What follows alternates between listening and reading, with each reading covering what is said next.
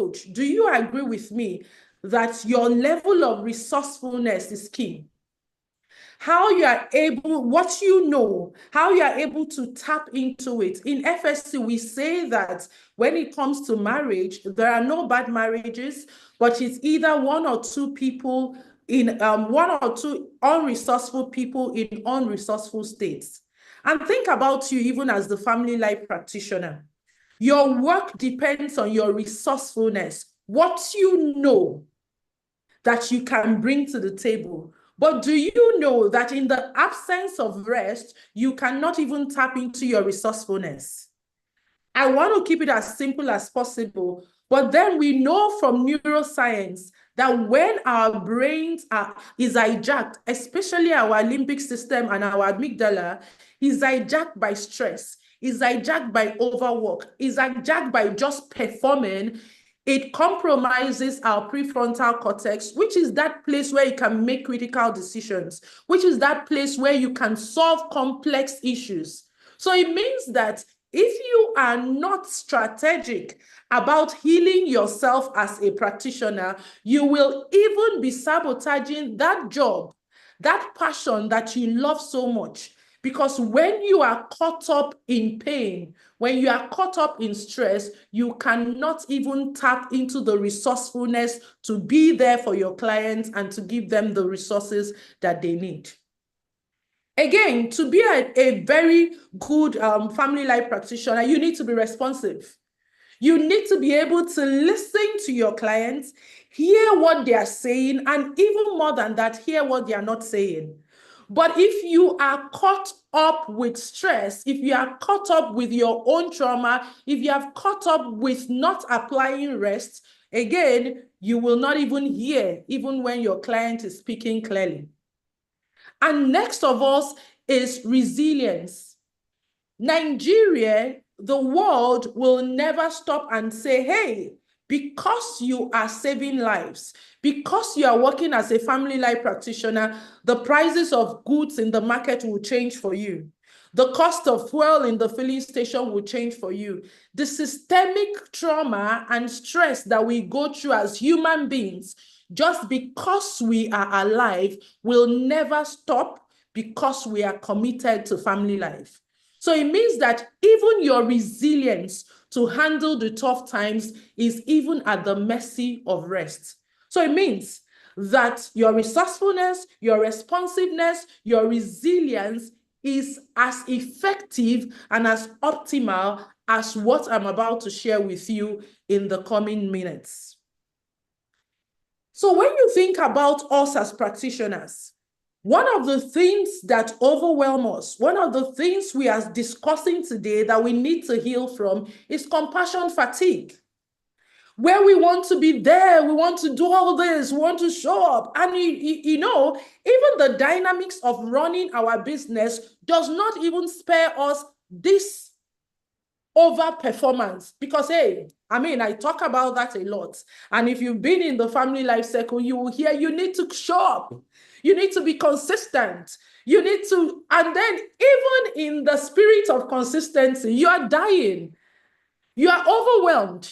So it's not just the work we do with our clients that causes us compassion fatigue. It is also the work we do to showcase our work and to grow even our brands. So what are those areas that could be causing compassion fatigue for you? Remember, I said that awareness will kickstart the healing process. So we need to iron out some things even as we proceed. First of all is the El Shaddai mentality, where you think you are the Almighty. If you are going to heal yourself mentally and emotionally, you must know your limits. You must know what is your capability, and you must be open to not only collaboration, but also to delegation. Because you can never be everything to everyone, and you can never solve everybody's problems. The second thing that heightens compassion fatigue is what I have termed role model syndrome. Everyone is gifted differently, and everyone is sent to specific target audience. But I have seen us in the field getting overwhelmed, and we need to heal from that. Where, for when does 5 live sessions every day. And he's my role model. I want to be like him. It's my mentor in the field. And you want to do like Praise for Warware when you don't even know what God has told Praise for Warware and even how he is managing to survive in that brainwave disastrous schedule. So role model syndrome, every one of us needs to heal from it. You can never, never, never, no matter how much you practice it, be like Dimma, be like Praise, be like Sonia. You can only be yourself. And the day you get into that authentic skin of yours, that is the day your salvation begins. And another thing that causes compassion fatigue is unresolved trauma. You know, we already know this. As practitioners, we tell our people, oh, the triangle of life. It is your beliefs that forms your behavior, and your behavior gives you your actions. But as a practitioner yourself, how frequently do you sit down to check your beliefs? Do you sit down to assess why you show up the way you show up in life that is fundamentally at the base of your core beliefs? Have those core beliefs been formed from a whole person perspective, or is it your trauma? Because if you don't address it, you will want to please people. You will want to perform. You will want to do everything that will make you perfect, that will make your work stand out, that will make it believable, not because there is no merit in the work, but because fundamentally you do not believe that you are a person who can put out that work. And that is something we all need to heal from today. Aside from compassion fatigue, another thing that overwhelms us that this discussion wants to bring to the forefront is what I call performance anxiety. How we show up, not only that, oh, I get overwhelmed, but it's performance anxiety, the anxiety of the unknown, the anxiety of performance. But I have categorized them into 3 broad categories. First is the anxiety about income. Am I going to be able to earn this money? What will I do to earn this money? I'm not making enough money. And so I want to work and work and work and work and work so that I can make enough income. I mean, I come to the circles of family life practitioners. Somebody is saying I charge $10,000. Another person is saying I charge $2,000. And you're like, when will I charge this? What do I need to do so that I can charge this? But you forget that there is a process to mastery. You forget that nobody becomes a master until they start practicing. You forget that it is the process of the work that bequeaths you the crown of mastery that can give you the confidence to charge that money. You need to heal from that. It's also influence. How am I able to influence? Like I said, many of us come into this industry predominantly as a work of passion. My influence level. I've been in this industry for 5 years. Oh, somebody just joined today and she's saying do you even allow yourself note that some people who come out to put sold out did not sell out anything? I've had to speak with somebody and he said to me, I did not sell out. Oh, that's how they said they used to do it. Oh, so that people would think you have arrived. But you are there killing yourself. Your mental health and emotional health is in jeopardy because you're thinking they're selling out. Now, I'm not saying that sold out is not possible, but I am saying that if you put sold out before the mastery of the process, you may never get there. So is influence what is causing you performance anxiety? Or perhaps is it even your impact that you're making? Is that what is causing you to beat yourself up? Is that what is causing you to walk like a jackhorse? Is it the impact that you want to make? And sometimes I can't remember who said that, but he said that in talking about how it is important that we pause even at the start of our day, or let me talk about meditation. Yes, a guru said that time you feel that you don't have time to meditate, that is actually the time you need to meditate. So it means that if you are overwhelmed by your impact, if you are chasing it, without doing what we are discussing today, you may chase it and die in the process, or even get to the why bother syndrome, which can increase imposter syndrome, which can even slide you towards hopelessness and helplessness. That can gravitate depression and even chronic anxiety for you. So I don't know where you are. Is it performance anxiety for you? Is it compassion fatigue? What is that you need to heal from today? So wherever you are at, we've looked at that. Is it El Shaddai mentality? Is it role model syndrome? Is it the other one about your unresolved trauma?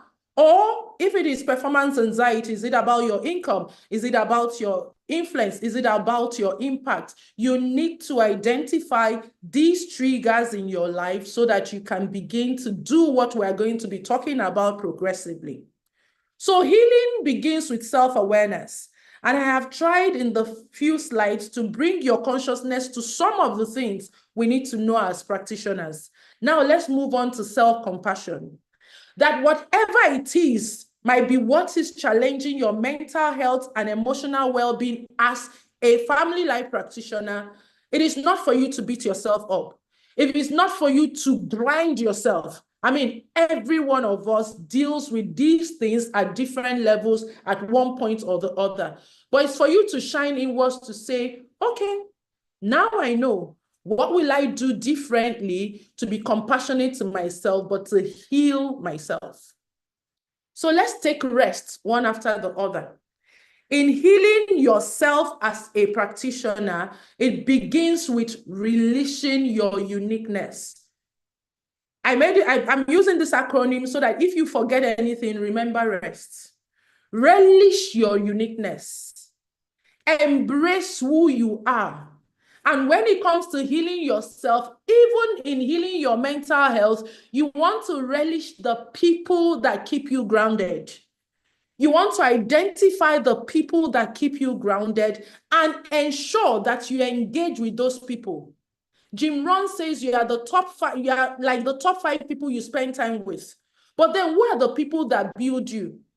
Sometimes you could even say, maybe me that they are looking up to. What if I go and share my vulnerabilities? They are like, no. Every one of us work in progress.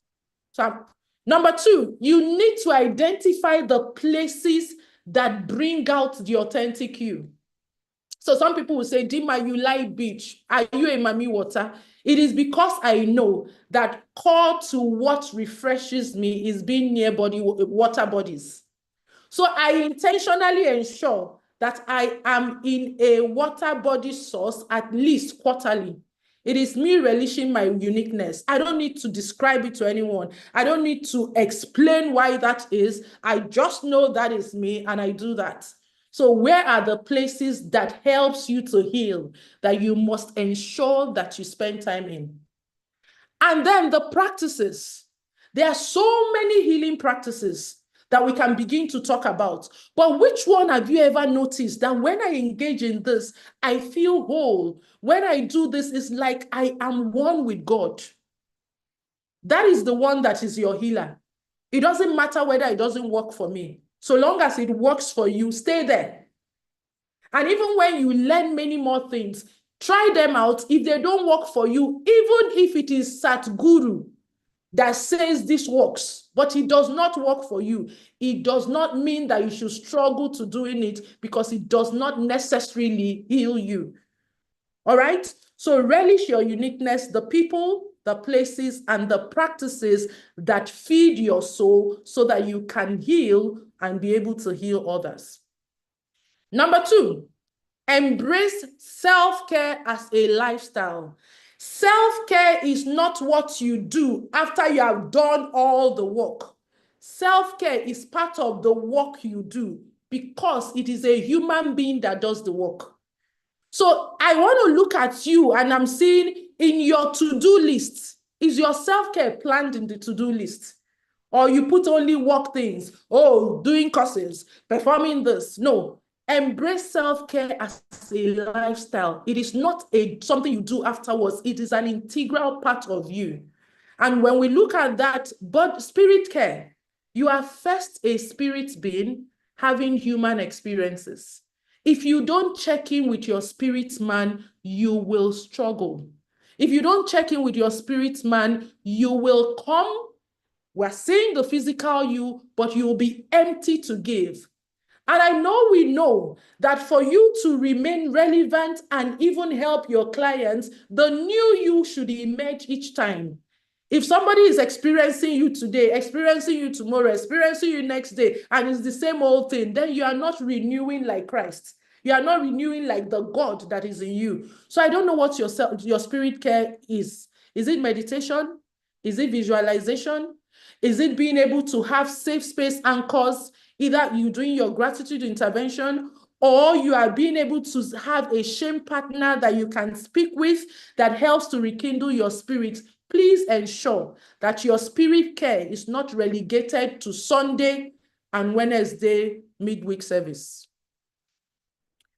The next is your mind care. What do you do to take care of your mind? How do you ensure? In fact, I thank God I remember this. I hope time will permit me. I'm trying to run. But one of the things you should do as your mind care practice is actually to take moments to pause and to thank your mind. Do you know the amount of automatic negative thoughts that your mind processes every day? The voices that the inner critic criticize you, challenge your mind. And then some of us just feel like, no, you need to be able to, in your day, in your week, stop, hug your mind and say, thank you for the capacity to bear this. And it doesn't matter what it is that your beliefs are. It doesn't matter what it is that these ants are screaming in your head. Everyone here who wants to be able to heal themselves so that you can heal others, you have to make befriending your mind chatter a lifestyle. You see those thoughts in your head, those emotions you feel, either when you are performing at work or underperforming, you want to be able to sit with them. If you are a practitioner here and you don't have a process of sitting with your mind chatter, you will continue to sabotage yourself. And one way you can do that is to embrace journaling. Embrace sitting with yourself. Embrace processing the thoughts and the emotions that come to you out of curiosity and not out of judgment. And the last, of course, is body care. And please, body care is not relegated to spa visits. Body care is not relegated to skin care. Movement is the best body care you can give to yourself. So if you don't have a movement routine, you are killing yourself softly. Because it is when you move that your body heals. It is when you move that the stored trauma in your body gets an opportunity to be released. So number 2 says, embrace self-care as a lifestyle. And the S, stay leveraged. Nobody is an island. Healing happens in communities. Love heals. And if you are going to assess love, if you are going to assess community to heal, you need to stay leveraged. One place you should leverage on is your supreme being. Who does God mean to you? And I don't know, because again, I found from practice that one of the things that overwhelms human beings, and for us today as practitioners, is the beef we have with God. Is the disappointment that God has done to us, whether we prayed for something, it wasn't granted, or whatever. So for you to even heal yourself, you need to forgive God. You need to forgive him for the times he didn't answer. You need to forgive him for the times he threw you under the bus. So whatever it is, leverage your supreme being. Have a ritual in place on how to stay connected to God, because no matter what, we are all spirit beings. Then your superpowers. One of the things that causes compassion and performance anxiety is the fact that you don't know who you are and you don't know what your strengths are. So if you know your strengths, you are going to play by your strengths, because the world needs the uniqueness of all of us. Many of us as practitioners are so caught up in fixing our weaknesses. Oh, I've done this course, I'm doing this course. And I'm not saying you shouldn't do courses, but sometime in your life, you need to stop like I stopped in 2018. And I asked myself, these courses and trainings I'm taking, am I just in love with learning, or am I actually applying these learnings to improve myself? You need to pause. Pierre, stop laughing. You need to pause and ask yourself that question. Otherwise, you go take pause, tire, and the course will add to your overwhelm. So identify your superpowers and stay leveraging your superpowers. Forget about being like any other person. Nobody is like you. And until you step into your authenticity, you will struggle. And the next thing is leveraging your super support. Everyone needs a support system. Whether it's a coach you need in the moment, whether it's a mentor you need, whether it's a peer, somebody that is on the same level with you in your career path, where you can rub minds with on that horizontal level, whether it's a friend you need or a cheerleader, ensure that you do not continue to engage in your life if these 5 people are missing in your life at every point in time, because you will need them. The fourth one is T. The T is, did something happen to my slides? Okay. The T is transform your life with these things. So everything that I have said today, the struggle with the healing for us is that many a times we allow ourselves to get overwhelmed, and then we begin to now look for, how do I fix this? But if you make it a lifestyle, check every top performer that you know, whether it is in this family life space, whether it is anywhere, the 3 things that guides every top performer to not burn out are rituals. The things you have created for yourself as traditions that have meaning for you that you must do. The next one are your routines. You start your day. Are you aware that the things you do in the first 1 hour of waking up decides how your day will go? But some of us just wake up and we jump out to the field without, first of all, grounding yourself, without attending to your spirit, without attending to your mind, without attending to your body. So what are those rituals? And guess what? The magic that makes rituals and routines to happen are reminders. And by reminders, I'm even talking above calendars. If you have seen the Queen of Happiness, you would always, there are things that if you see me regularly, you will see on me. This neck piece is not just because I like fashion. This neck piece is written love, and love is my greatest strength. So when I wear this, I literally put myself in the state I want to be.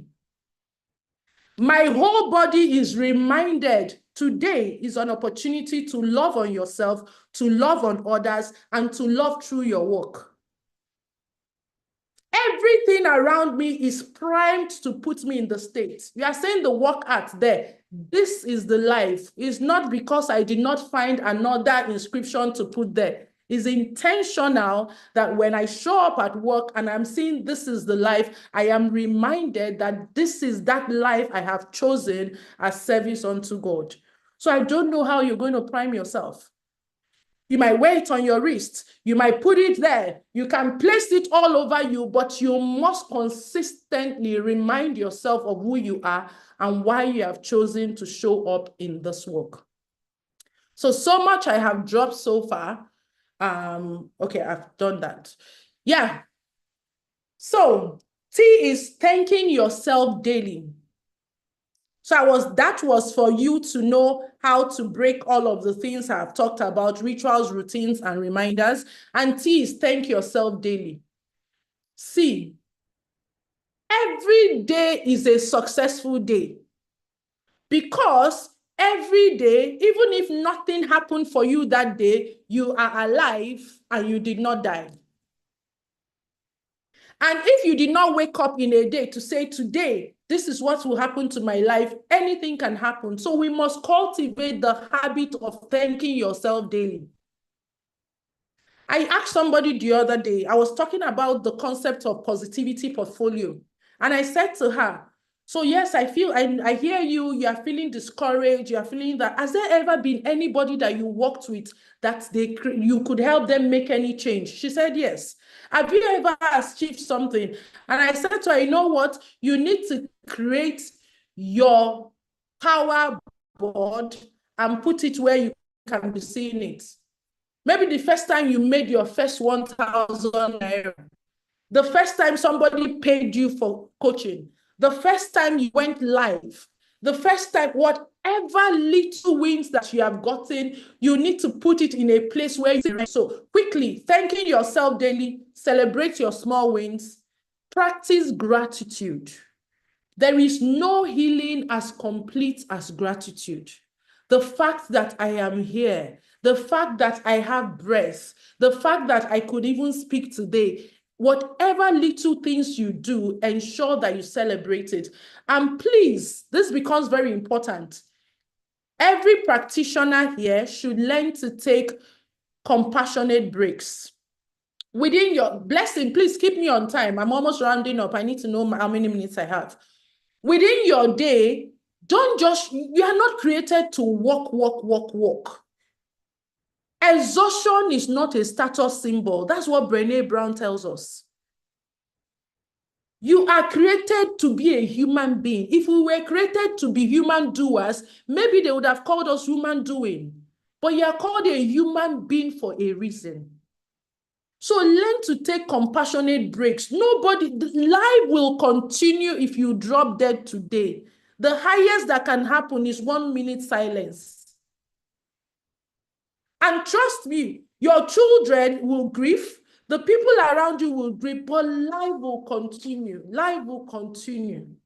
So you must be able to take compassionate breaks within your day. So I like to do my day, I start my day with my rituals in the morning and my routine.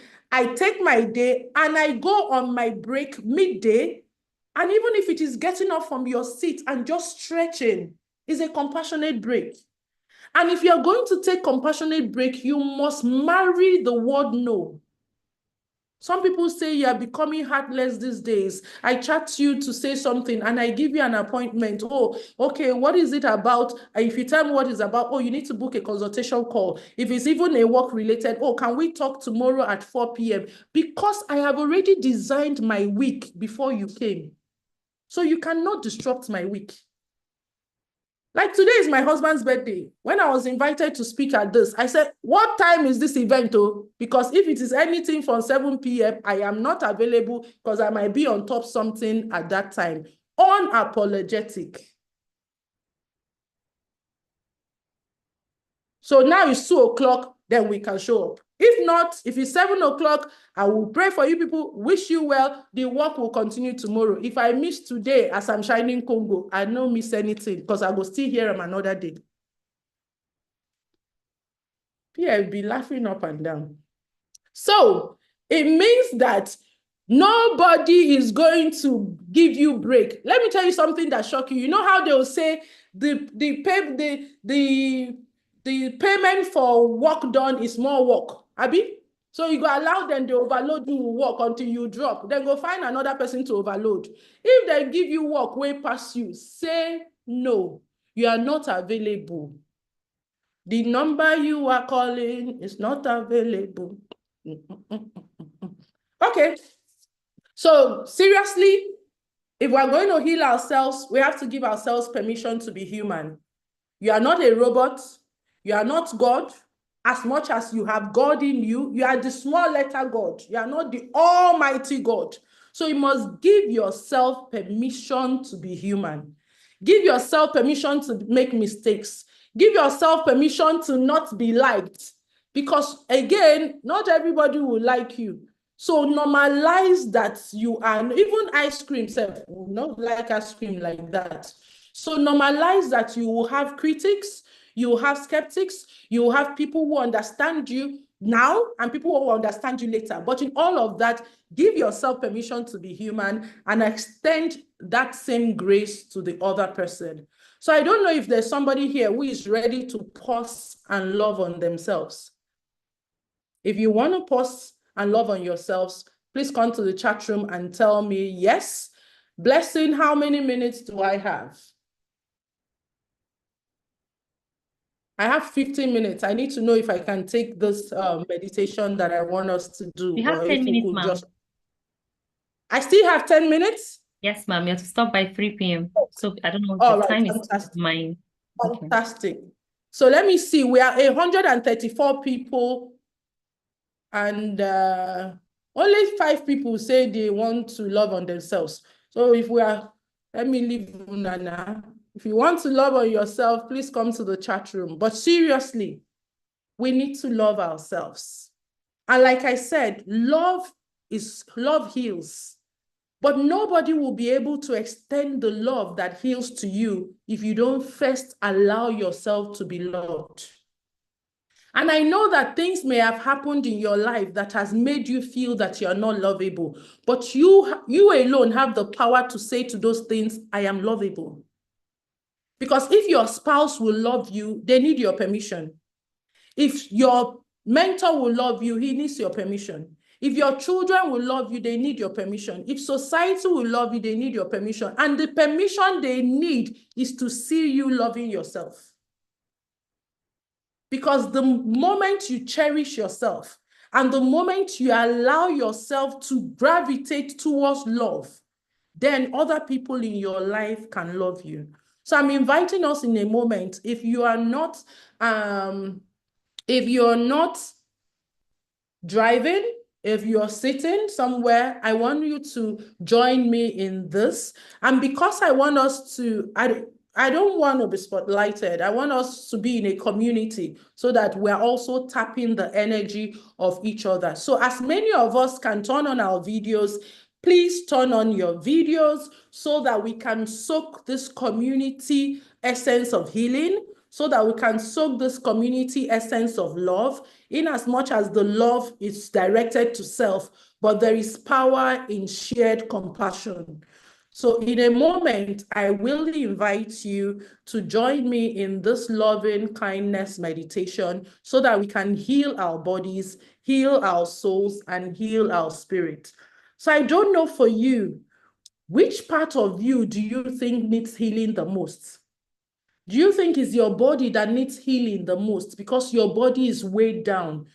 There's aches and pains. You wake up today, you're a bit strong. Tomorrow is like you're overwhelmed again. Or is it your mind that needs healing? Maybe your mind is always processing negativity, is always processing thoughts that drive you crazy. Or do you think it's your spirit man? And by checking in with your spirit man, is that part of you that feels like a God, that part of you that feels authentic, that part of you that knows that you are worthy of the job that you've been called to do. And because of that, you show forth in that fullness as the God that you are. So whatever it is, bring that to mind. And I'm seeing some people saying it's my body, it's my mind.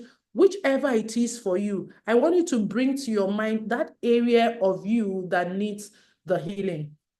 And give me a moment. I want to play an instrumental while we go through the process.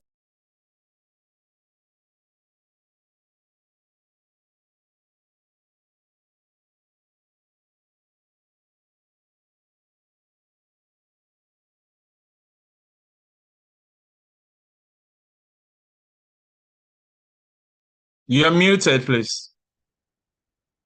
Yes, I'm trying to play the music, so I didn't want to bother you with the sorting out. So give me a minute. I'm joining you. I want to play a soft instrumental while we go through that loving kindness meditation together.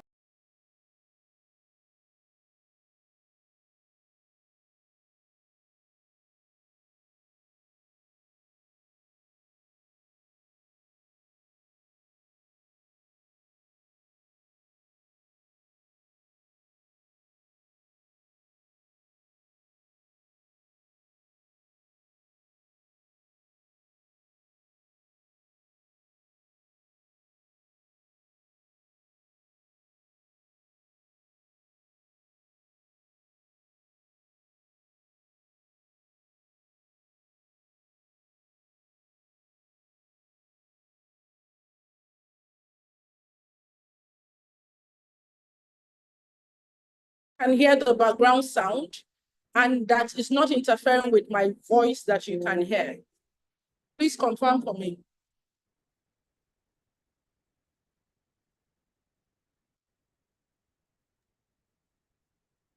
Juwon, do that for me. Juwon, come and confirm for me. Can you hear the slow instrumental in the background as well as hearing my voice?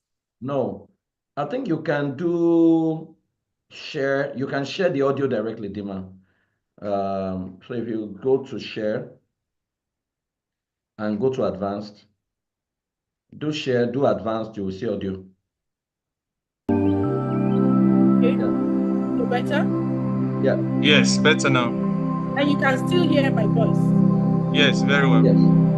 Fantastic. So let's get in that mode. So I need us to sit, like I said, if you're not driving, please join me in this Dima, sorry. Dima, hold on. Can you reduce the volume of the music a bit? That doesn't. Okay, can you speak? Thank you so much for that. If you're not driving, if you're not doing anything, I need you to sit with me, sit with your spine straight, and depending on how you want to be, if you feel like right now I need energy in my bones, I need energy in my spirit, I need energy from my spirit, you want to sit with your face upwards. And again, like we tell our clients, trust the process. But if for you, you feel disconnected and you want to feel more grounded, maybe for you, you want to put your face downwards. So it's your practice as much as we're doing the practice together. And in the moment, I want you to begin right now to take a deep inhale. Take a deep inhale and exhale gently.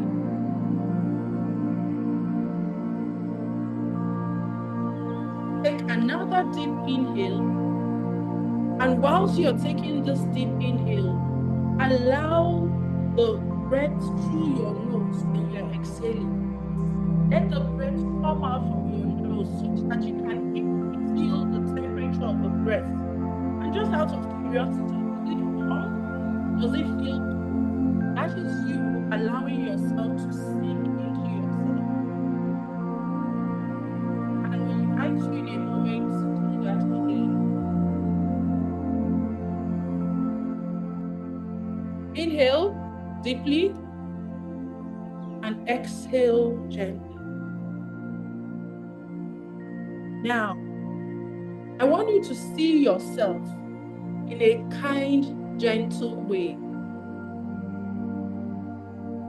Imagine that you're talking to yourself. Imagine that as you're talking to yourself, you are also opening up your heart to yourself.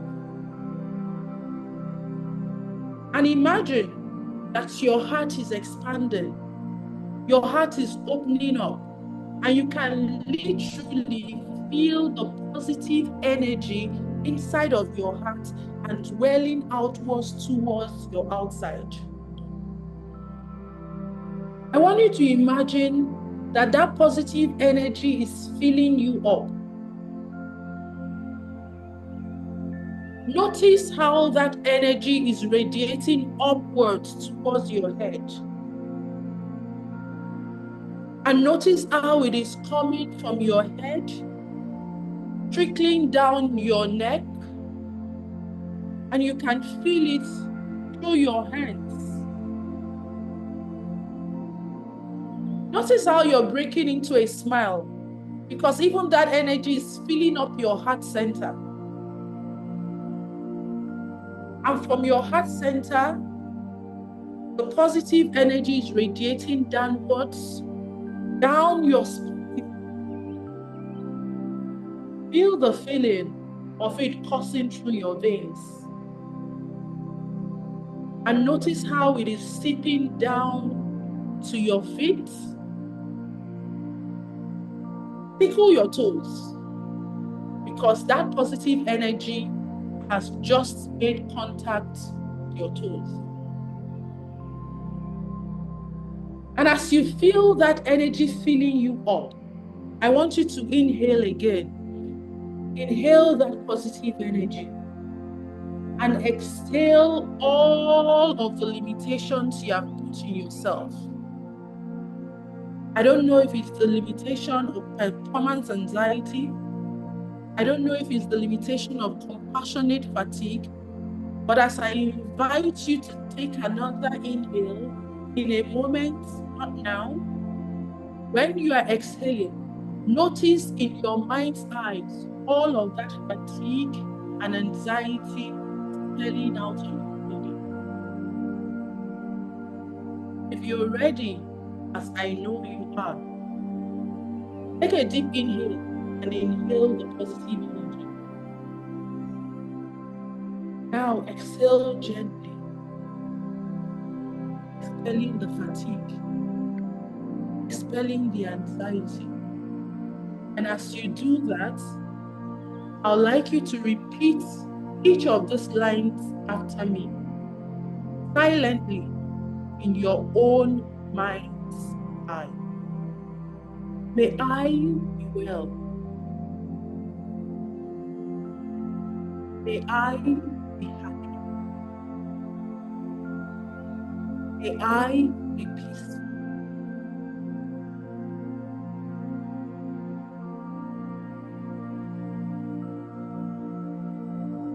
I'd like you to think of somebody outside of yourself. It could be your spouse, it could be your friend, it could even be a client that you have worked with. Bring that person consciously to your mind. And I invite you to take another deep inhale and exhale gently. Repeat those same words for that person that you brought to mind. So you might put the person's name. May Nedu be well. May Clara be happy. May Bolaji be peaceful.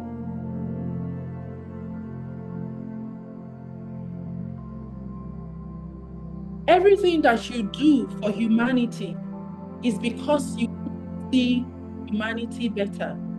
You want to see our world a different place. So can we just extend that loving kindness out to the world? Think of your immediate surroundings. Maybe it's your country, maybe it's your community, but it is something outside of you and outside your immediate loved ones. Bring that to mind and take another deep inhale. And exhale gently. Repeat those same lines for that community that came to mind. It might be for you, the community of family life practitioners. And you're saying, may they be well. May they be happy. May they be peaceful. I'd like for you to begin to bring this all together. Circle all of that love back to yourself. Notice how it is when you are full that you can give to that loved one that came to mind. Notice how it is when you are full that you can give back to that community that came to mind. And still in this meditative state, make a commitment to embrace your fullness. Make a commitment to care for your body. For without caring for your body, you can't love that loved one. Make a commitment to care for your mind so that you can enrich that community that you so much love. And make a commitment to care for your spirit. For when your spirit is dead, there is nothing you can give back. So let's bring it all together. Going back to when we first started. When you first allowed yourself to sink into your chair and allow that positive energy to flow from your head, through your spine, and to the toes of your feet. Go back to that moment. Feel what felt. See what you saw and hear what you hear. Because in the last practice, I'm going to invite you once again to channel that loving kindness to yourself in a moment. Just allow yourself, feel your heart full with love for yourself. Your heart full with peace inwards. Your heart filled with harmony. And right now, take a deep inhale. Inhale all of that love. Inhale all of that positive energy. And exhale every limitation that you have put on yourself. And repeat again those loving kindness lines. This time around, I would like for you to personalize it. Put your name there. Take a deep inhale. Exhale gently outwards. May Chidinma be well. May Chidinma be happy. May Chidinma be peaceful. And in 3 counts, I will bring you back to the present. In 3, come back gently to the now. In 2, return to the immediate. And in 1, be present in this moment. Welcome back, and thank you for engaging with me. Blessing, over to you.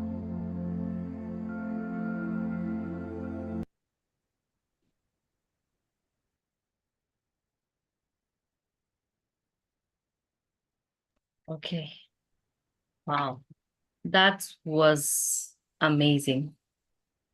I can see, wow, yes, that's it. Wow, that was awesome. That was amazing. Please, let's light the comment box with your experience, with how you're feeling already before we get into the next section. Thank you, ma'am.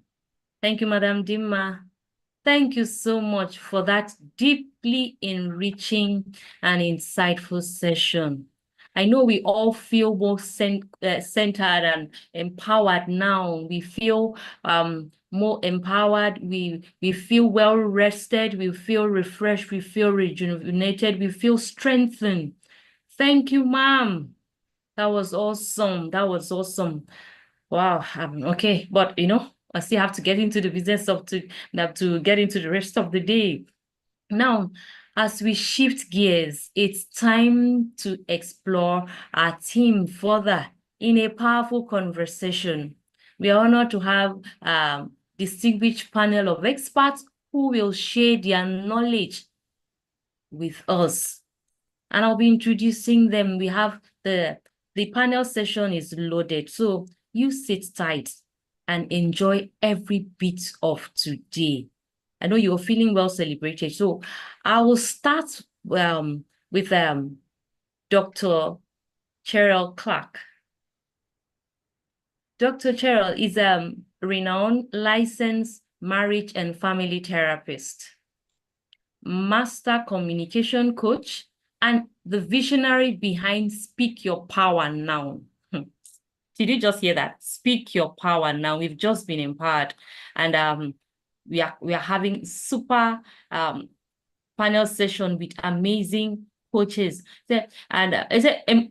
Speak Your Power Now is a movement that helps individuals achieve emotional regulation to harness their true voice and personal power. With over 15 years of clinical experience, she holds a bachelor's degree in psychology, a master's in marriage and family therapy, and a PhD in organizational leadership. She has served as a therapist, clinical supervisor, and adjunct professor at the College of New Rochelle, equipping the next generation of mental health professionals.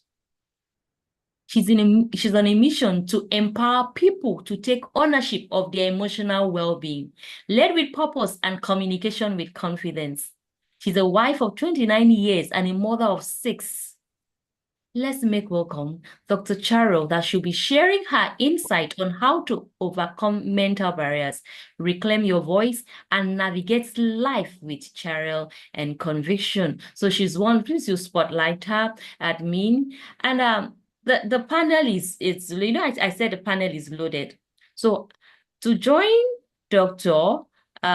Is Joan. I'll be introducing Joan. Joan Odutayo is a dedicated certified family life practitioner, a practitioner with over 15 years of experience in supporting families through counseling and interventions. Passionate about fostering healthy family dynamics, enhancing communication, and empowering individuals to overcome challenges. He is is proficient in developing personalized treatment plans, conducting therapeutic section, collaborating with multidisciplinary teams to ensure holistic family care. He's committed to promoting families beyond he's committed to promoting family well-being and resilience through evidence-based practice and compassionate support. He is the founder of I Nurture Academy, an online platform geared towards relationships, marriages, and family life with a focus to nurture individuals' general well-being, foster intentional love relationships, and build quality family life in Africa and the world at large. He has authored 10 books on Amazon and produced 2 short films on YouTube. His passion is helping men and women unlock untapped boundless energies. Pardon me, please. Unlock untapped boundless energies resident in them to thrive in their relationship and marriages. He's a husband of 1 gorgeous wife and a father to 2 amazing champions. Welcome, Joe. So joining him is, let me get the profile out because every one of them you need to know. Joining him is Abi Sonia Ebenezer, a multifaceted individual with a passion for positive transformation, a remarkable individual who is dedicated to transforming lives for the better. With over a decade of experience in educational setting, she has honed her skill in mentoring, coaching, of teaching, and counseling, positive psychology. Sonia has a Master's of Science in Counseling and Positive Psychology, also a postgraduate diploma in teaching and learning from Manchester Metropolitan University, which has helped her become an expert in her field. As a dynamic keynote speaker, Sonia captivates her audience with her engaging storytelling style through her podcast, Authentic Thriving Podcast. Now, to moderate this session, okay, please, admin, please help me bring up Dr. Sonia. To moderate this session is none other than Ayo Lawrence. Admin, please, can you help me spotlight? Okay, let me check myself. Okay, Madam Ayo, please, can you take over? Welcome, ma'am. You're muted, please.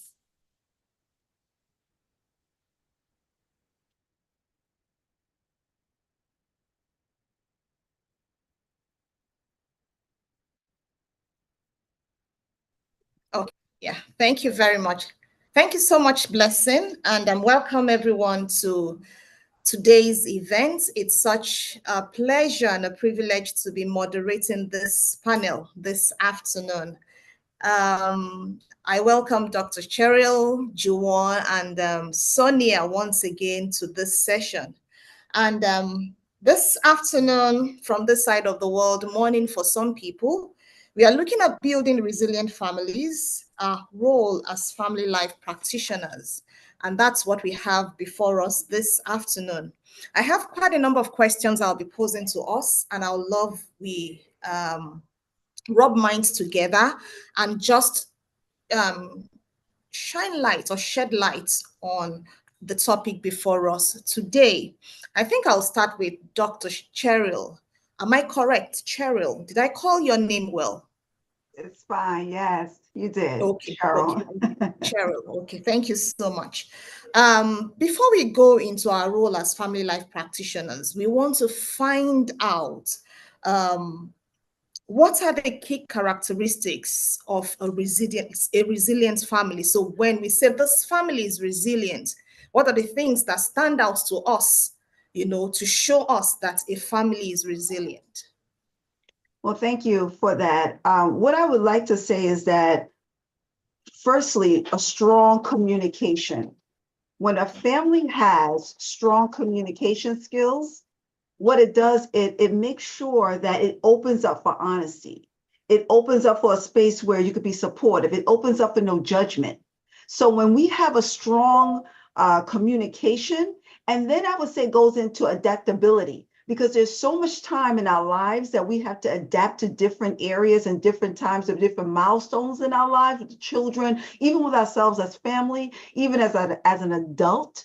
So adaptability and a strong communication, I would say. Thank you so much, ma'am. You're welcome. Does anyone have anything to add to that? She's spoken about communication. What other characteristics can we pick out when we say a family is resilient? Juwon, do you have anything to add to that?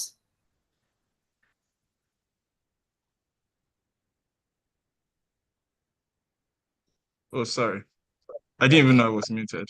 Sorry, I think she mentioned two major things for resilience. What I would just add is shared values. Okay. As in, for a family to be resilient, it's also important for them to have shared values, that they are all the members of the family on the same page. They know why we're doing what we're doing and why we are not doing what we are doing. They know why we are here in Japan and we are not in Australia. So there is shared values and everybody's on the same page as regards what the family is about. So yeah, that's what I'll add to it. You're muted.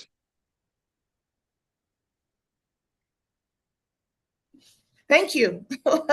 I don't know what's with the mute and unmute this afternoon. Okay, Sonia, I'd like to find out. Doctor has talked about communication. I'd like to find out, or we would like to know, how can families develop effective communication strategies? Thank you so much, Kushaya. And yeah, so first and foremost, in order for you to be able to develop an effective communication strategy, you should be free. Because when people are free and authentic, then it's okay. In a family where parents are very reactive, the children will go into their shell. They will not be authentic. So for an effective communication to be in place, you have to allow your children to be authentic to you. There should be freedom for you to express how you feel, for you to be able to bring your opinion, for you to be able to share it without judgment. Because a place where you are being judged, you can never be yourself. You will be different things to different people in the family based on how they receive you, based on how they react. I have loads of stories of people, to us, they were a different entity, but to their parents, they were angels and sent just the way they want them. So for effective communication to be promoted in the family, there should be authenticity, there should be freedom to be yourself. Because if you do not allow your family to be authentic, you don't know when they are going in the wrong way. You don't know when they are going against the family values. So you will not be able to correct them. So it's so, so important to allow people be free, to allow people express themselves, no judgments, And that would be a good way. And also to model things. Some people do as I say, not as I do. Thank you so much. Okay. Yeah, so so those are the ways that you could do it for that, in my own opinion. Because okay, I'll give an example. I had someone growing up who, to the parents, she could just be exactly the way they want her to be. But when she was with us, she was in a different level in terms of trying different things, even smoking and all of those stuff, even doing things, getting into vices she was not supposed to get into. So because of the too much boundaries, too much things that they were doing, they didn't allow her to be her authentic self. So at the end of the day, she was going into it wrong and nobody knew about it.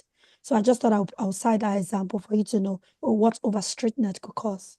I'll yield my mic back to you. Okay, thank you so much, Sonia. You mentioned authenticity, and I think quite a number of people, or children rather, because of what their parents, have modeled to them. To a large extent, you find them not being authentic. You find them not being true, to their parents. They just show them what they want to see. They are A to a set of people and B to another set of people. So indeed, for us to be able to ensure that there is effective communication in the family, there must be authenticity and there must be freedom of expression. The children or the people within the family must be able to express themselves. Thank you so much. I would like to ask, I'll go back to Doctor. What role does emotional intelligence play in building resilience? Well, this is right up my alley. Emotional intelligence is the anchor.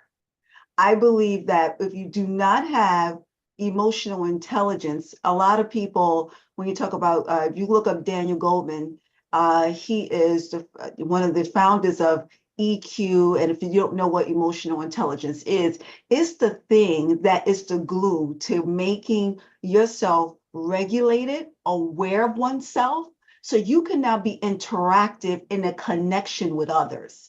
Because IQ is, yes, you need a high IQ. You may people that have, but they've noticed a lot of studies have showed if there is 90% of people that have a high EQ or EI, they can begin to move up the ladder quicker because they are understanding self first. Emotional intelligence is about you having to be able to regulate yourself, know yourself, and be self-aware of who you are. In order for you to, that's all that, and even when we talk about the Bible a little bit, we talk about what Jesus did, when he connected different people from different forms. So that's what we're about. We're about connecting. When I met PF, when I met Praise, I said, we need to connect because I'm from the United States. And I said, I need to connect because I said, we are human beings working on this earth and we are so disconnected. And what God had us to do and what everything that we're supposed to do is that we need to be connected as a human race to begin to be the emotional anchor so we can connect with others on the earth. And I think that we do this. This is why I said we get connected with our communication, because if we do that first, then we're able to connect with one another and be that staple of emotional intelligence. So I hope that answered your question.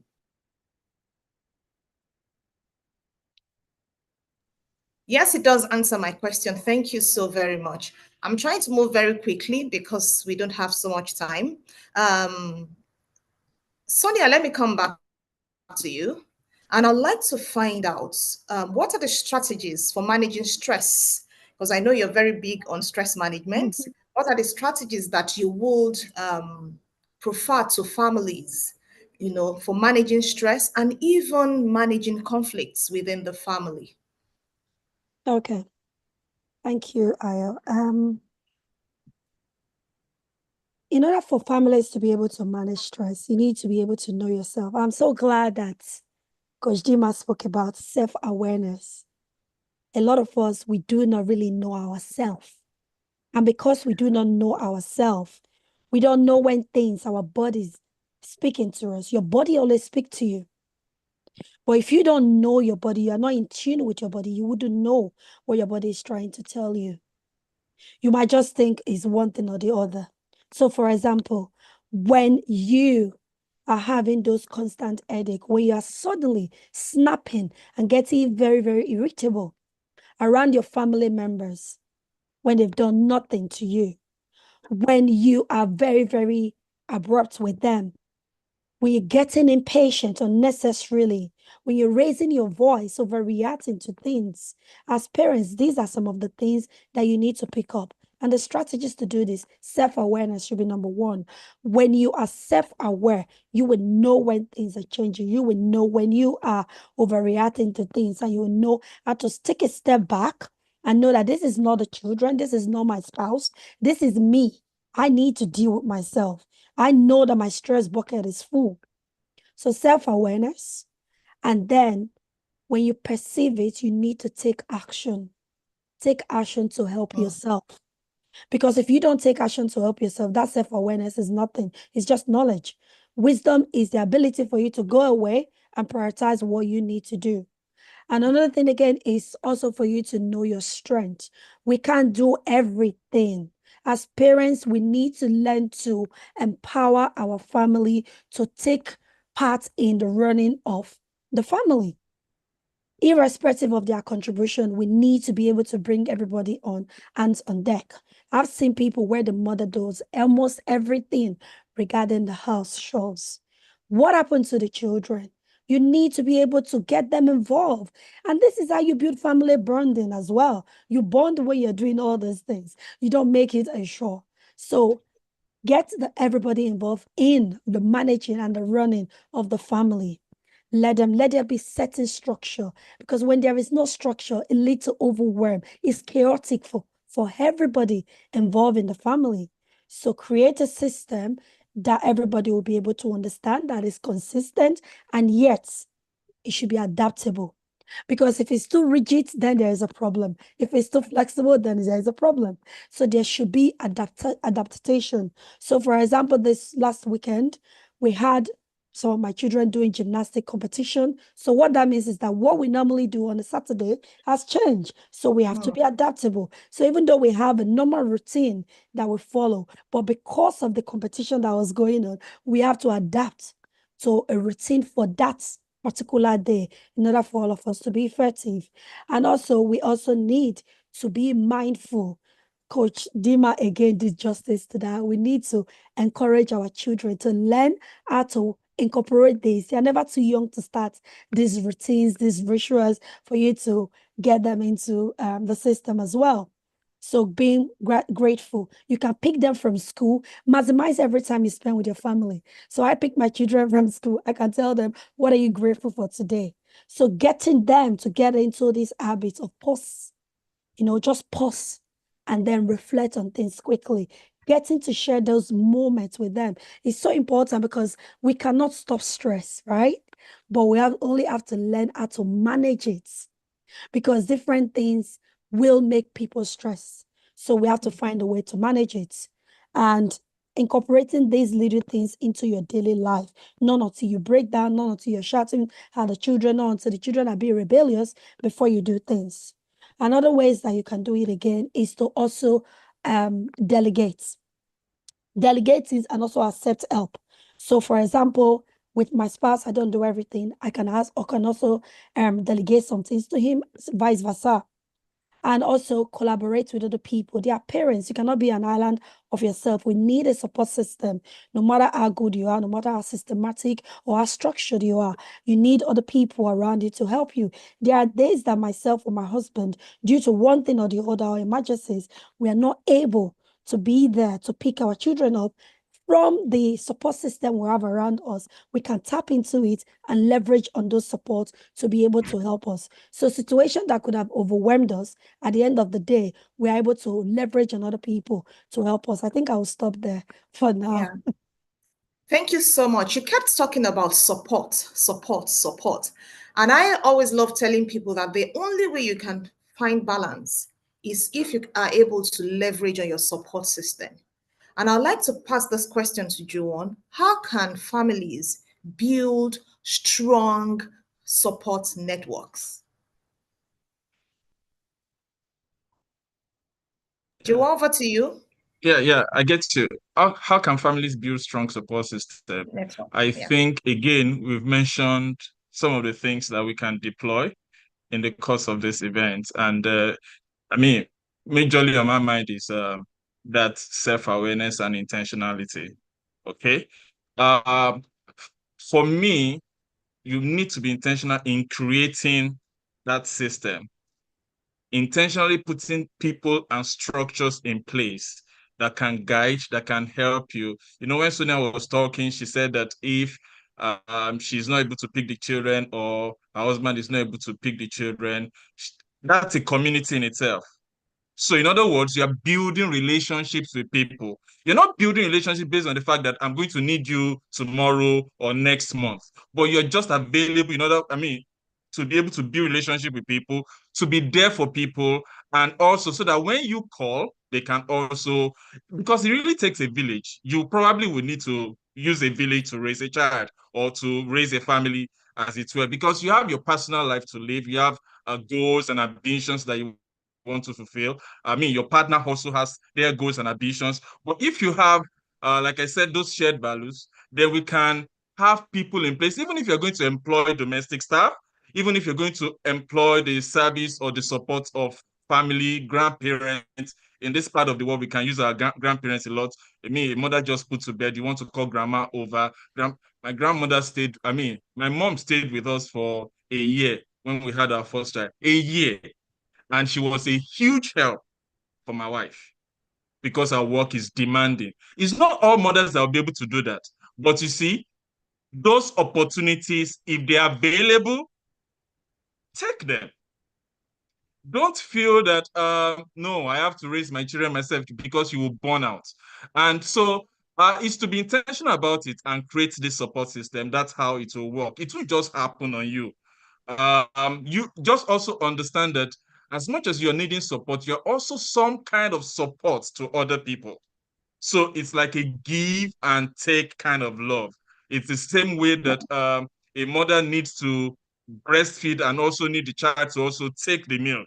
So it's a give and take kind of love. So be intentional about it and create it so that when push comes to shove, you're not burning out, you are able to delegate and call people to assist you. Yeah. So I think it should be created and one should be intentional about it. Thank you so much, Juwon. Building support system can't be overemphasized because we know that we can't do everything. We can't be everywhere at the same time. We are not omnipresent. At the best, we can be fully present. We are not omnipresent. So we need a strong support system to be able to be the best that we have been created to be, even as coaches and as individuals, as family members. Another question I would like to find or ask is, what are the roles or the primary responsibilities of we family life practitioners? What are our primary responsibilities? And I'd like to ask Doctor. Well, I'll first say that I think our major role is first promoting healthy family structures, because families come in different areas and we really don't want to make judgment of what someone's family looks like. So we need to first normalize what family is to that individual and not make assumptions about what that family should look like. That's number one. And the second thing is how we would promote that is now we take all the studies that we've gotten, everything, the education that we've gotten and understand, and then we put that in a space of now getting questions. We ask a lot of questions because of the simple fact we need to provide the information for that individual and that family. Each family is unique to their own stories. Each family comes with their own dynamic. Each family comes with those things that we need to know professionally how to take a step back. I need to take Cheryl out of it. And I need to look and see what family is in front of me and what did they define as family. And then as a family practitioner, what I do is now I look and see how I can now put what the problem they're deeming as the problem and really putting it in a factor of how we can encourage that so we can now work as a unit. Because a lot of times with different types of counselors, which I love about family practitioners, is that we take the whole family dynamic into consideration. It's not an individual thing. And a lot of counselors may do that, depending on the dynamic of their modality. So what happens is with the family practitioner, this is why I love this, is because we've normalized the family. And then we get to the root of the problem together. And then we move the family together. And then when we see someone not moving, we can now pick that person and say, what else do you need? And then you go forth with that. So I believe moving in that space is first defining what family means to that person, providing the necessary tools they need to then function healthily, and then move forward with the family in their unique manner. And that's my answer. Thank you so much, ma'am. Juwon, this next question is to you because I know you operate in the multidisciplinary community or space. I would like to find out, how can family life practitioners collaborate with other professionals? So the educators, the doctors, because there are instances that we have to collaborate with doctors, we have to collaborate with psychiatrists, we have to collaborate with psychologists, you know, and even other therapists. How can we do this? Practically would love you, you know, to share on that. Okay, thank you for that question. And as I share, I probably also will share part of the things that I do, because I think there is a concept in psychoanalysis and psychotherapy that describe the dynamics that can occur between a counselor, a practitioner, and the client, and which is transference and counter-transference. For instance, what transference will imply is that supposing if a client has a neglectful father, they might begin to see their counselor as uncaring and distant. Why? Because they had a neglectful father. So they are that's what transference means. But what comes to us as coaches and counselors is the counter transference, in the sense that when the coach unconsciously responds to the client with emotions and expectations and behaviors that come from their own unresolved issues. Now, when you say, how can we collaborate? So if they have unresolved issues, if they have experiences that have not been treated, they can actually display counter-transference when they are with a client. In other words, they can over-identify why they are trying to be compassionate. So what collaboration does a lot of times is, because Dimas said it, you can't pour from an empty cup. So if there is no place or a system in place where you are getting filled, you will burn out.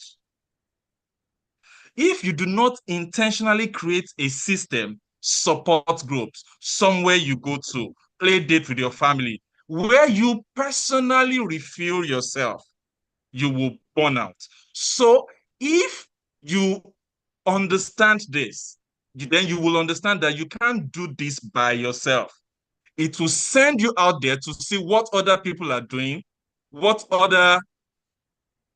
they are working, and what systems are applicable to them. In the bid of doing that, you will leverage on their tools too, and you will see how you can partner with what they're doing. That's how, because you can't say, Ayo, I'm calling you. How can we collaborate? What can we do together? It may not be mechanical and automatic like that. But when you throw yourself in a system where you get refilled, somebody is also speaking to you because you are always giving out. Everybody is coming to you for help. They have conflict, they call you. They have this, they call you. But you also have, I mean, Nigeria is happening to everybody, even as a coach. The price of fail is not different for me because I'm a counselor and I'm helping families. It's the same thing. So where is the place where I get refilled? For instance, for me, I can mention 3 or 4 things that I intentionally do that is a system that works for me. One of them is I have a support group that I go to on a monthly basis. I can cancel parties. I can cancel counseling sessions. Just going there to go and say, yes, I know this, I know that. But just sit and listen. We just laugh and eat. I have been doing that for the past 20 years. Just throw myself in a couples group. I will just sit and just chit chat. Now, in the process of conversation, discussing what, work, we network, and we do businesses together. That's, was it 3 or 4 days ago? My wife and I went to a place and then we made candles. I found somebody that is going to do voiceover for me for a production I'm working on.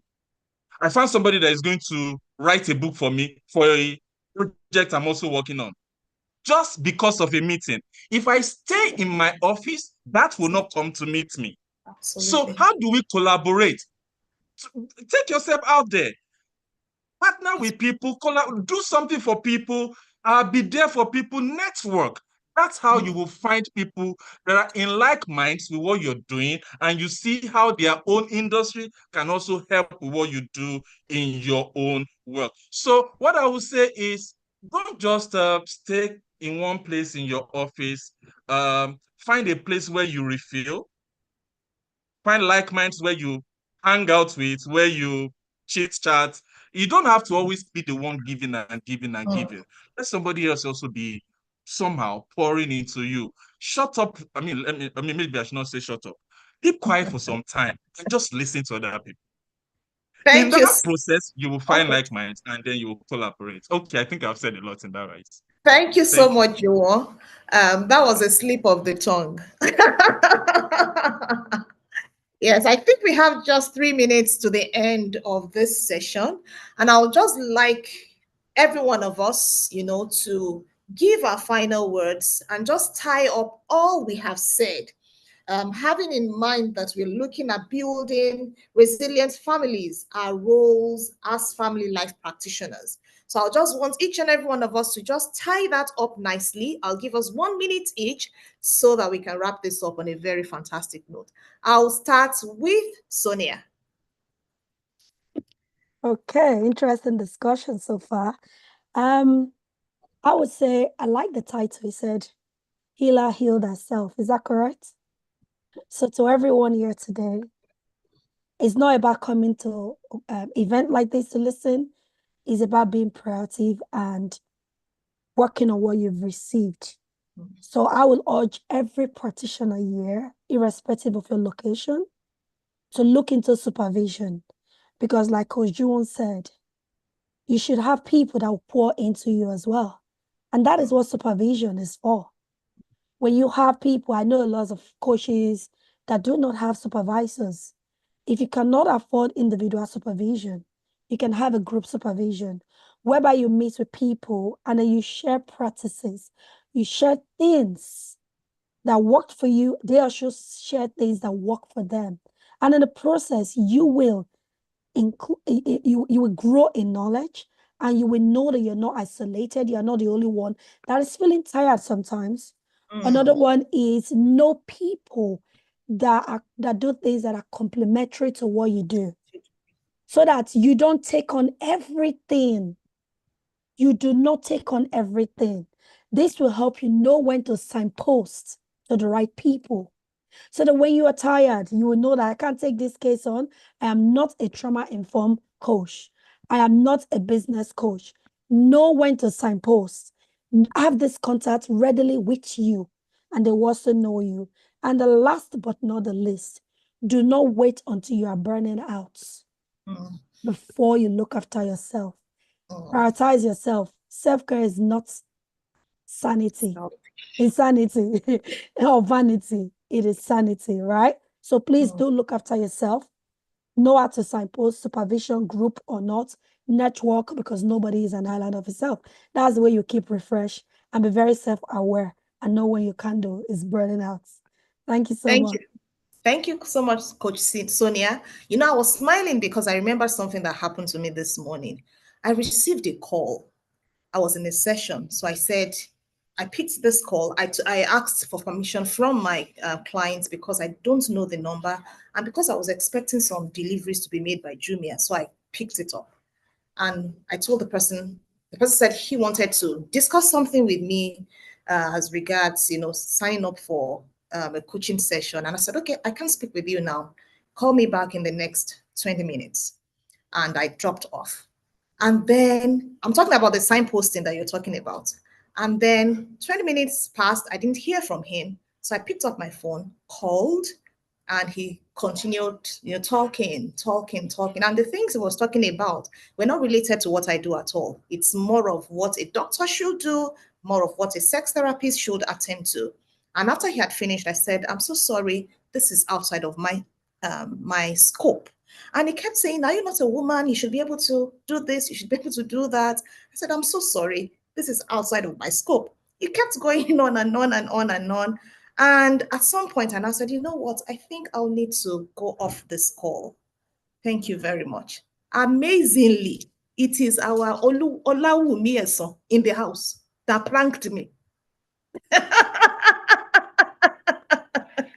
It That was a good one. Olawumi Eson in the house. Welcome to the club. Pranked me. Has he pranked you before?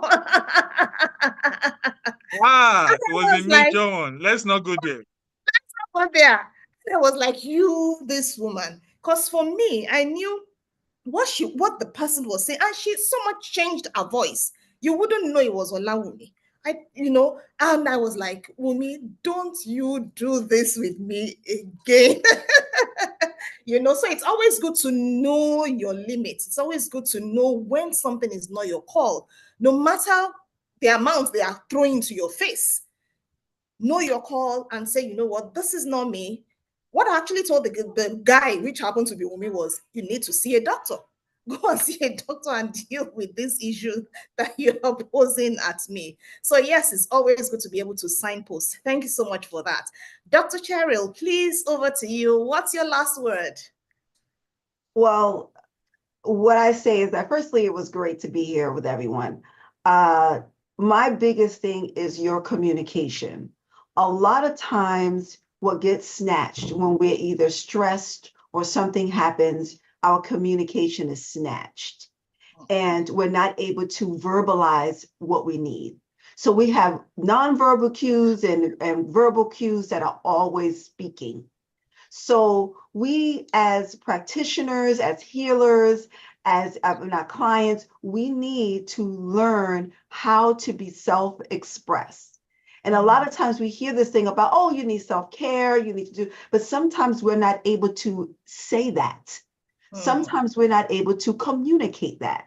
And especially when we come around our loved ones or people that pull on us a lot of time, or even our clients that pull on us a lot of times, we have to be able to express ourselves in a way that it can be now healthy for ourselves and for that person, because you don't want to break the bond either. Because sometimes we could be very burnt out and we say things very flippantly, and then now the relationship is now strained. So I would think, just leave with you, this is why I created Speak Your Power Now, because I train people how to speak effectively. And it's not about your tone. It's not about this, it's not about that. It's about the comprehensive of all of it. Because that's when I was not able to, I struggled with that constantly. So I learned how to communicate effectively. We can have all the letters in our names, we can have all the degrees, but if you don't know how to communicate effectively, all of that is going to go down the tube. So that is my last little final words that I would like to give you. Thank you so much, Doctor. Thank you for that. It's very important, communication. And I think there's this research that says that in any relationship, communication is about 85%. Is about 85%. And we know that communication comes with words, the tone of our voice, our gesticulations, our words and things like that. So communication is big in any relationship, and it must be mastered so that we can be able to connect with the people in our lives effectively. Thank you so much for that once again. Juwon, over to you. Juwon, Yes. over to you. So I will quickly talk about leftovers. And that is something that as coaches, as counselors, as practitioners, you may be unconsciously doing with people that are significant in our lives and our families. And that could be our spouses, that could be our children. You know how leftover will mean, supposing I give you a full plate of rice, for instance, and then you eat the portion that satisfies you. Whatever is left over.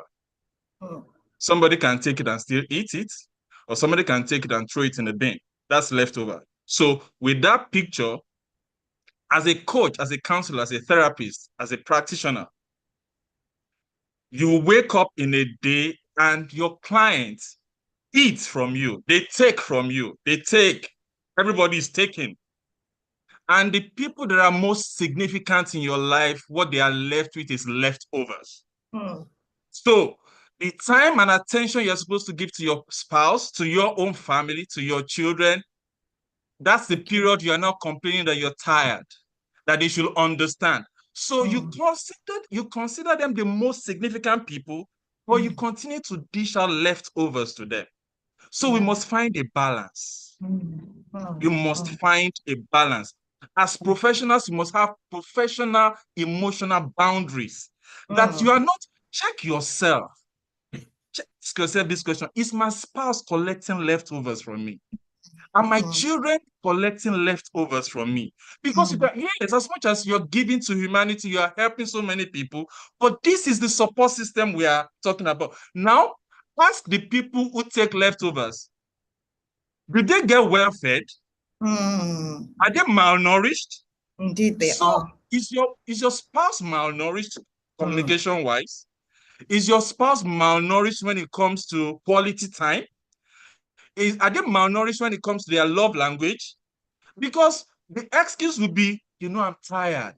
I've been doing it all day. So we must be careful not to be given the most significant people in our lives leftovers. That's where I'll drop.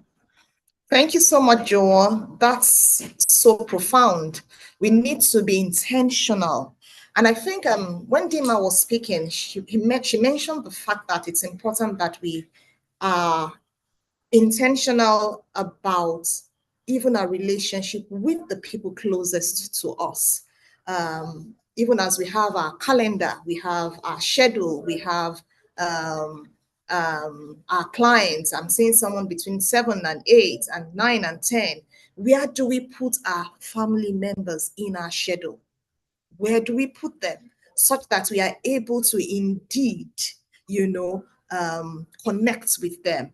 Part of the things I do as a person is between 1 and 2, that's when we have lunch. And my husband works from home, so I ensure that we all have lunch together at the same time.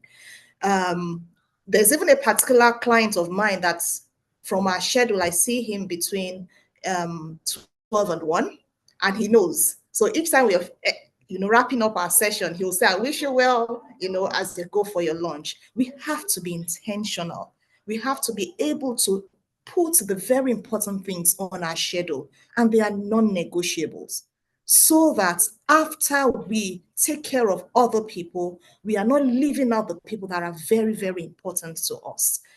This we must take away, because before we can help other families to build resilient families, our families must be resilient first. And every coach, every therapist, every counselor comes from a family. So we must ensure that our own family is resilient. And then we can, pour into others from our overflow and not from the deficit. And we're struggling, to play catch up. Once again, thank you so much, Doctor. Thank you so much, Joanne. Thank you so much, Sonia, for taking out time to be a part of that which you're doing today. God bless you. Over to you, Blessing. Thank you so much, Coach Ayo, for moderating the session. Thank you, Joanne. Thank you, Sonia. Thank you, Dr. Cheryl, for the amazing session. I've had my note here, gotten a lot of information and insights that will transform my life and my practice. And I believe that a lot of us here have learned a lot from today, that the theme of this session, the theme of today's meeting is not just one that will come for another family coach, life coaching, family coaches live day and leave the same. No, we have left with something we've understood. So please, let's see your comments, your take home today. What is that thing you have taken home? Yes, Coach PF says that was brilliant. It's a wonderful session. I know my note is filled, and I believe ours is filled, and we will not just write them down, but we will practice it. We will embrace this so that we will serve from a place of wholeness and healing. We will not pour from an empty cup. Please, let's light up the comments. Let's appreciate our panels, because they've done beautifully. They've done marvelous to the panel session. So now we've come to the end of today. And I know from our welcome address to the nourishing session by Coach Dimma, to the panel session, we are feeling rejuvenated, empowered, and more connected to the hearts of family life coaching. And like Joanne said, we will not serve others and leave our families malnourished. So remember, as healers, we too must take time to heal, recharge, and reflect. Every coach needs a coach. Every therapist needs a therapist. And every counselor needs a counselor too. Today is just the beginning of that journey. So let's continue to support one another. Don't just stay indoor alone. Network, collaborate with others, interact with others, get yourself a mentor. Remember the impact we make in building resilient families around the world. We have to be healed first in order to be able to serve others better. Thank you for joining us today. Let's stay connected and together, and we'll keep growing and healing. And until the next time, let's just say hello to someone, appreciate them, get to connect. See, we talked about networking. Who haven't you seen or have not heard? Say hello to someone in the comments. Say hello, appreciate someone. Thank you, Dr. Charles. Thank you, Coach Ayo Lawrence. Thank you, Joanne. Thank you, Sonia. Thank you, Madam Dimma. Thank you, visionary Coach PF. Thank you, everyone, for joining. It's been an amazing time. And I will now say hello. I'll draw the curtain